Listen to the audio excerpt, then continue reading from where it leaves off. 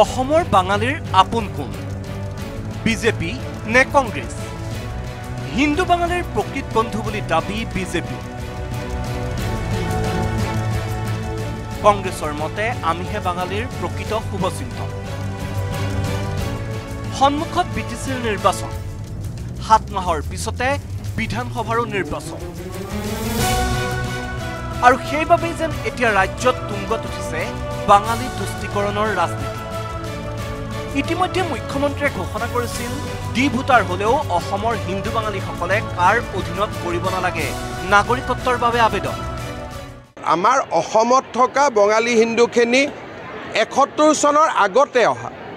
গতিকে তেওঁলোকে এপ্লিকেশ্যন দিয়াৰ কথাই নাই আৰু বঙালী হিন্দু মানুহখিনিক সন্দেহৰ চকুৰে চোৱা যায়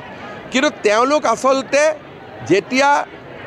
বাংলাদেশত যুদ্ধ হৈছিল সেই সময়তে তেওঁলোক অসমলৈ আহা গতিকে অসম চুক্তি অনুসৰি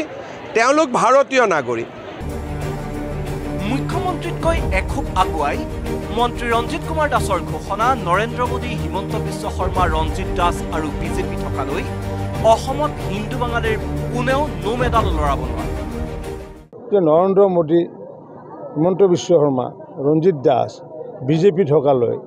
ডি ভোট থকা এটা বঙালীৰো এটা লোমো এৰাব নোৱাৰে ইয়াৰ পৰা বিতৰণ কৰাৰ দূৰৰ কথা এডাল ৰুমো নহৰে উল্লেখযোগ্য যে মুখ্যমন্ত্ৰীৰ ঘোষণাৰ পিছতে অসমত হিন্দু বাঙালীসকলৰ নাম ডি ভোটাৰৰ তালিকাৰ পৰা প্ৰত্যাহাৰৰ দাবীত বৰপেটাত প্ৰতিবাদ সাব্যস্ত কৰে সদৌ অসম বাঙালী যুৱ ছাত্ৰ ফেডাৰেচন আৰু তাৰ পিছতে ধূপগুৰিত বিজেপিৰ বুথ সভাত অংশগ্ৰহণ কৰি অসমৰ হিন্দু বাঙালীক অভয় বাণী দিলে মন্ত্ৰী ৰঞ্জিত দাস কেৱল ইমানেই নহয় ৰঞ্জিত দাসৰ মতে ৰাজবংশী হওক বা বাঙালী হওক সেইসকল অখণ্ড ভাৰতবৰ্ষৰ মানুহ তেওঁলোকক নাগৰিকত্ব প্ৰদানৰ বাবে দেশত নাগৰিকত্ব সংশোধনী আইন প্ৰৱৰ্তন কৰা হৈছে তেওঁ ৰাজবংশী হওক বা বঙালী হওক সেইসকল অখণ্ড ভাৰতবৰ্ষৰ মানুহ কিন্তু অখণ্ড ভাৰতবৰ্ষৰ মানুহ আৰু সেইসকল মানুহে বিভিন্ন স্থানত অত্যাচাৰ উৎপীড়নৰ বলি হৈ পেলাই যিহেতু এই ভাৰতবৰ্ষত আহিছিলে পূৰ্বৰ যি অখণ্ড ভাৰতবৰ্ষৰ পৰা নতুনকৈ সৃষ্টি হোৱা ভাৰতবৰ্ষত যিহেতু আহিছে গতিকে সেইসকল স্বাভাৱিকতে তেওঁলোকে নাগৰিকত্ব পোৱাৰ অধিকাৰ আছে কাৰণ কিয় সেইটোৰ কাৰণে সিয়ে যিহেতু প্ৰৱৰ্তন কৰা হৈছে ইয়াৰ উপৰি ৰঞ্জিত দাসে ক'লে 10 বছৰৰ পিছত কোনো এজন লোক ডি ভোটাৰ হৈ থাকিব নোৱাৰে বিৰোধীয়ে নাগৰিকত্বৰ বিষয়টোক লৈ ৰাজনীতি কৰাৰ অভিযোগ ৰঞ্জিত দাসৰ ডি ভোটৰ যি সংজ্ঞা সেই সংজ্ঞামতে 10 বছৰৰ কাৰণে আছিল ডি ভোট 10 বছৰৰ পিছত ডি ভোট থাকিব নোৱাৰে গতিকে সেইকাৰণে যিসকলে এপিল কৰিছিলে পাইছিলে কিন্তু যিসকলে এপিল নকৰিলে চৰকাৰে যিহেতু 10 বছৰৰ কাৰণে কৰিছিলে গতিকে এতিয়া ডি ভোটৰটো কোনো মূল্যই নাই মুখ্যমন্ত্ৰী তথা ৰঞ্জিত দাসে হিন্দু বাঙালীসকল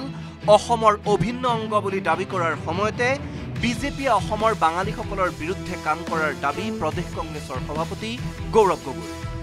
শেহতীয়াকৈ ইমিগ্ৰেশ্যন এণ্ড ফৰেনাৰ্ছ এক্টৰ অধীনত 2024 চনৰ 31 ডিচেম্বৰলৈকে পাকিস্তান বাংলাদেশ আফগানিস্তানৰ পৰা অহা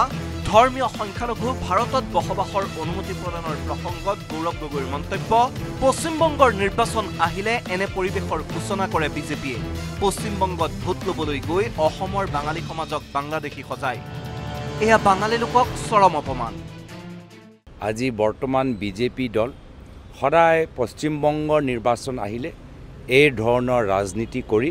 পশ্চিমবংগত ভোট ল'বলৈ বিচাৰে তেওঁলোকে অসমৰ ভিতৰত গোটেই আমাৰ বঙালী সমাজটো তেওঁলোকে বাংলাদেশী হিচাপে সজাই দিয়ে মই এই সিদ্ধান্তটো গৰিহণা দিছোঁ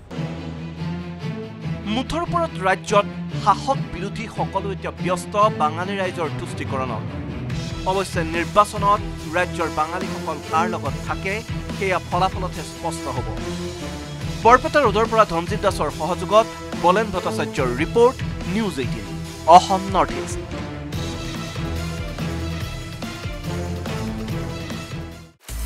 আপুনি বিচৰা বাতৰি পাব কেৱল নিউজ 18 এপত নিউজ 18 এপ ডাউনলোড কৰিবলৈ স্কেন কৰক এই QR কোড গুগল প্লে ষ্টৰতো পাব এই নিউজ 18 এপ